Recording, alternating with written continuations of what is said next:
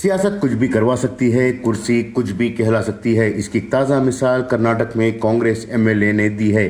कर्नाटक में राम मंदिर के कार सेवक की गिरफ्तारियों के सिलसिले में कांग्रेस व बीजेपी के दरमियान सियासी रसाकशी चल रही है, तो दूसरी जानिब कांग्रेस से मुंतखब होने वाले रामनगर असम्बली हलके के एमएलए इकबाल हुसैन ने कहा कि वो भी राम भक्त हैं और वो भी राम की पूजा करने वालों में से हैं।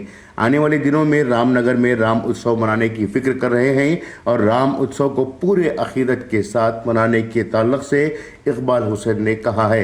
इकबाल हुसैन ने आज मीडिया से बात करते हुए कहा कि मैं तमाम खुदाओं को पूजने वालों में से हूँ, बचपन से ही तमाम खुदाओं को पूजता आया हूँ, ये मेरे उसूल हैं। बीजेपी की तरफ इशारा करते हुए उन्होंने कहा कि वो लोग राम मंदिर के मामले में पार्लिमानी इंतखाबात के नज़रिए से देख रहे हैं या नहीं, ये मुझे नहीं मालूम, ये उनका अपना मामला है, लेकिन हम राम की पूजा करते आए हैं। राम की पूजा हमारे लिए नई बात नहीं है, लेकिन उनके लिए नई बात ज़रूर है।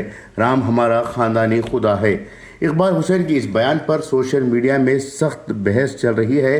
शायद ऐसे लोगों के लिए ही किसी शायर ने ये शेर कहा है, समझने ही नहीं देती सियासत हमको सच्चाई, समझने ही नहीं देती सियासत हमको सच्चाई, कभी चेहरा नहीं मिलता, कभी दर्पण नहीं मिलता। ब्यूरो रिपोर्ट, इनकलाब न्यूज़, बेंगलुरु। ನಾನು ಮೊದಲೇ ಹೇಳಿದ್ದೀನಿ, ನಾನು ರಾಮನ ಭಕ್ತ. ನಾನು ಮೊದಲೇ ಹೇಳಿದ್ದೀನಿ, ನಾನು ರಾಮನ ಭಕ್ತ.